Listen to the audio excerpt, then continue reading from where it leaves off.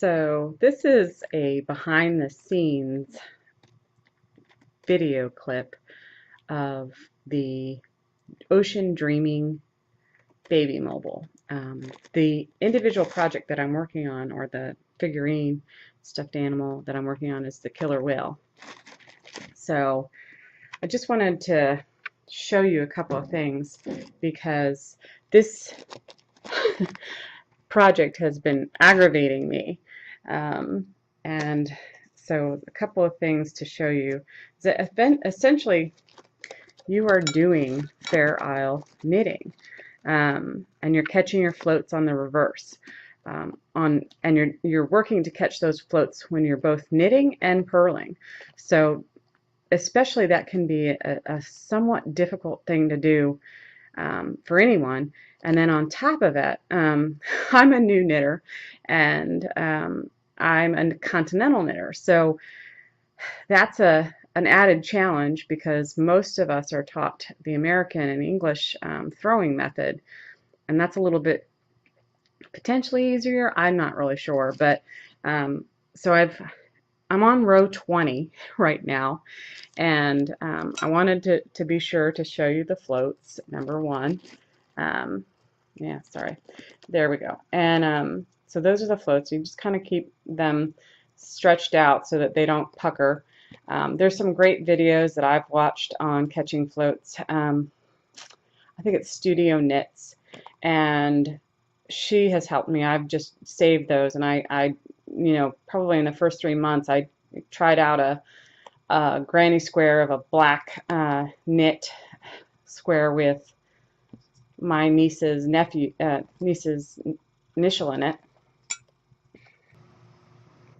I do want to reassure you that it is possible to do this. It's just going to take a little bit of getting used to. So I want to show you the continental technique that I've finally figured out. And the one big thing to sort of remember is basically to only twist the yarn once, and on either side when you're doing it, just lay it over top, and then for continental I'm kind of going over and around, but I've figured out a method to do this with the continental style of knitting, so I'm going to show that. Maybe I'll also video someone doing this with the right hand English throwing method too. So I'm gonna, I apologize, this is the first go at a video, and I can tell that the angle of the video is going to be kind of messed up, so we're going to just try to do what we can.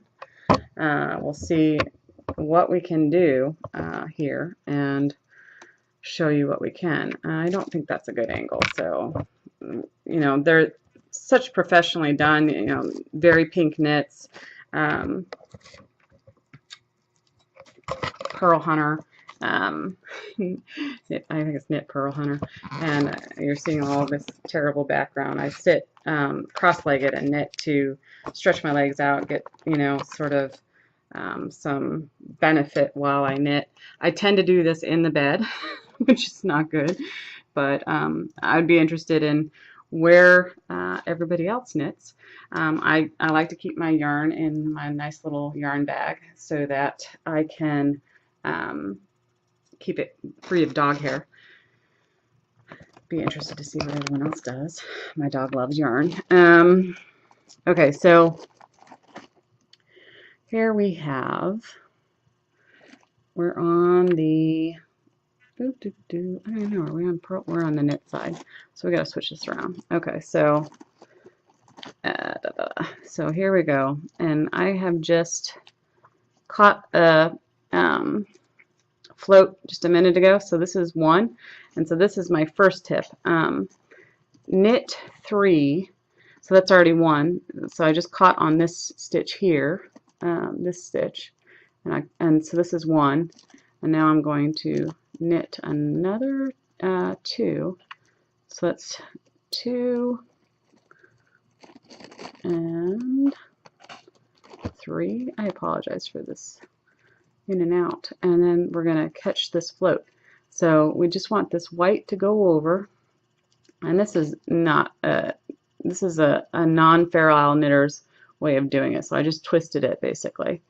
And then if we look, we should have caught it, which we did. And there's a little bump there. So what we want to do is just kind of pull it tight a little bit. Not tight, but just flat. Pull it flat. So I don't want you to make it too tight because that will make everything pucker. And then we start again and we say, I want to knit 3. 1, 2, and 3. And then I'm going to catch the float on the 4th stitch.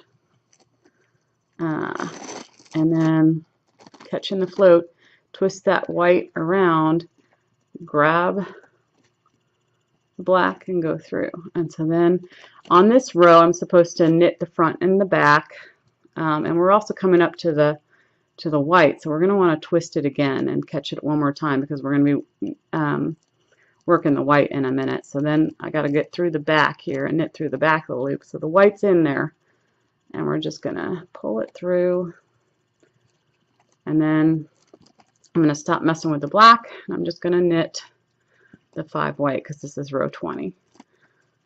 And then we're going to end this because I will get reset to do a purl row with what I'm doing is basically, I think that I saw this on Very Pink Knits.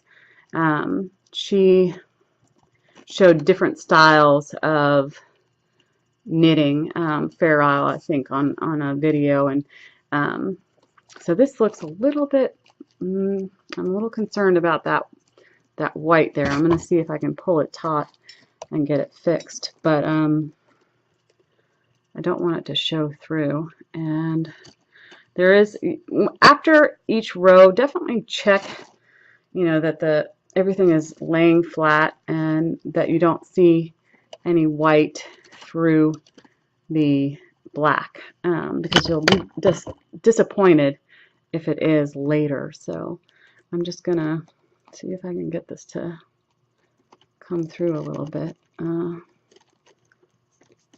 Alright, I think where it's, yeah, that looks good. So it's not poking through.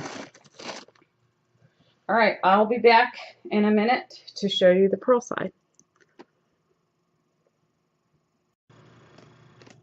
So I've tried to purl with my right hand and it's just not working.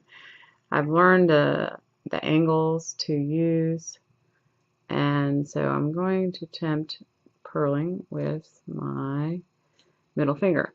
So we're going to get that around, pull it down, and then it's just kind of like pull it back out and go. This is getting very stiff on the needle, all the body of the, so I just kind of go in there, purl around like normal, pull it through. Yeah, this is not my middle finger, this is my regular purling finger, and just pull it down. I have a lot of movement with my left hand, which is, one of the reasons why I moved to continental knitting was that I thought that there was a lot of movement with my right hand, and I also was purling with my left hand anyway, so I was just kind of like, why don't you just use your left hand? Plus my mom was encouraging me to learn how to knit continental.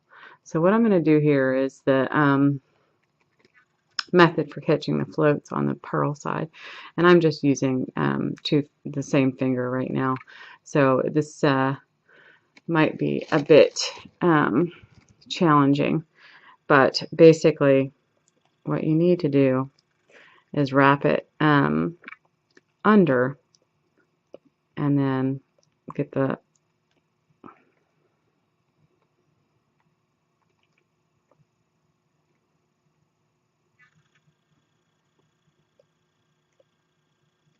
black yarn going in the right direction and pull it through. So that's going to be properly caught. It doesn't look like it right now, but it actually is. So we're going to get this guy a little bit pull tight quicker, closer. And then we're going to knit 2 more, or purl 2 more, and see how it looks just to be sure. but just purl. So I'm just basically holding them together. Yeah, that looks good. So that's one. And I bring them both up at the same time, 2. And then this is going to be 3. And we're going to catch the float on 4. So this is where it gets difficult. You basically have to wrap it and then wrap it one more time. And you want to get it back off.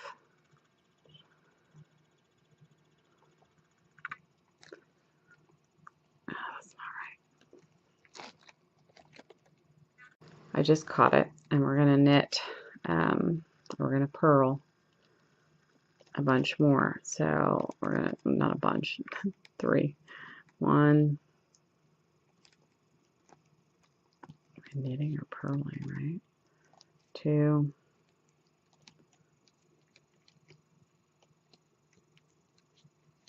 3. And then what we're going to do is lay this right hand down, go over it, and then come back off.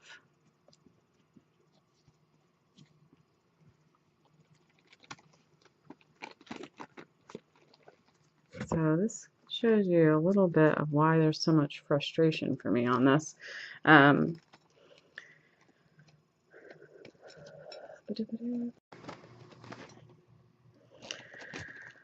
We're on row 27. I've taken lots of video and tried to do this, and I'm getting a backache from leaning forward in front of the camera. So like I said, frustration. So what I'm going to do next, which is kind of what I've been thinking about, is they have a thimble that will separate the yarns for you on your left hand or left finger. So I'm going to go purchase one of those tomorrow and see if I can get any better. So we have basically done 21 through 20 set, no, I guess 21 through 26 with our get it done methodology, which is slow knitting, and this is not the easiest project in the book to start with.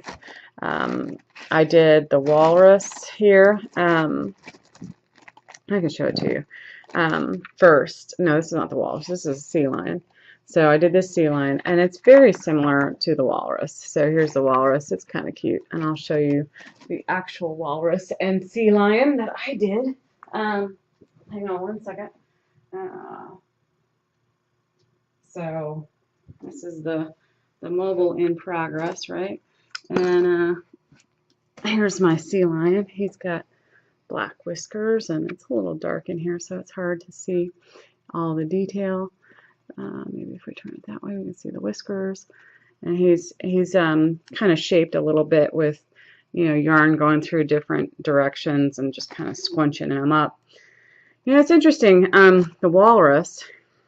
Here is the walrus. Cuckoo, choo-choo. I just imagine saying that to a baby. And I would just say, definitely as you do this work, just try some controlled breathing, try some meditation, and that's the walrus. He's got like a double nostril nose and 2 little eyes that are shaped by the directions. Just kind of pull through on each side, and he's got big tusks. I don't know if I'd make them that big, but I follow the directions, and he's got a little bit of shape to him, but I thought that the pictures in this book looked like the flippers were stuffed, and she tells you not to just stuff them. So I personally think they would look better a little bit of stuffing in them. I'm not going to put the stuffing in at this point, but you could, and just decide if you want to do that or not. So we got the walrus, we got the sea lion, and we're working on the killer whale. So it's interesting too. I knitted the Earth Mobile for the summer fields, first,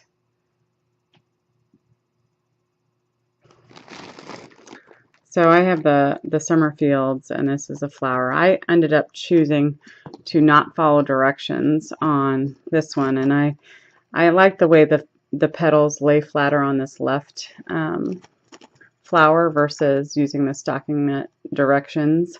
So I would definitely switch it up and basically do a knit, purl, knit, and then on the other side a purl, knit, purl, and just it'll lay flatter, look more wide, and just more like a flower. I did the grasshopper first.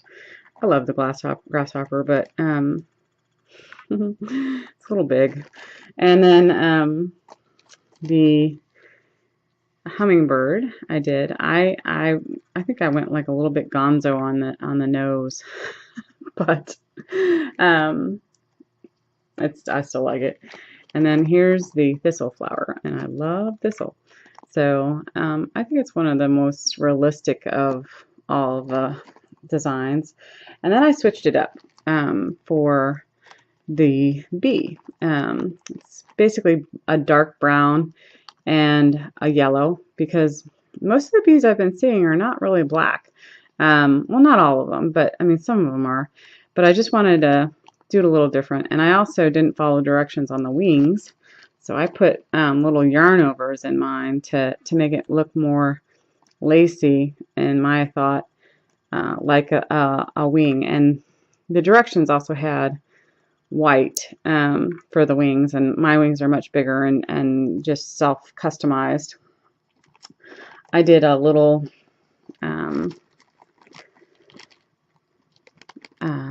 butterfly also, and I embellished a little bit here on the sides, just taking another color around the edges, the same color as the center section of the caterpillar's the butterfly. It's no longer a caterpillar. It's a part that looks like the caterpillar. But that, a little ladybug. Is there anything left? The flower. I think that's everything. So there was the two flowers, the hummingbird, the thistle, and the little grassy knoll, which is not in the book, but I just added it for embellishment. So plan on, needing about 3 months to do a mobile if you're a new knitter, and don't stress and just give yourself time. So that's my best recommendations on those, and I can put together a few little notes on the flower, which I have done, and the butterfly, on how to get that edging. It's pretty simple, and you could probably figure it out. You just basically cast on to a different color at the edges, and I picked up a knit and then casted with another color. All right, thanks.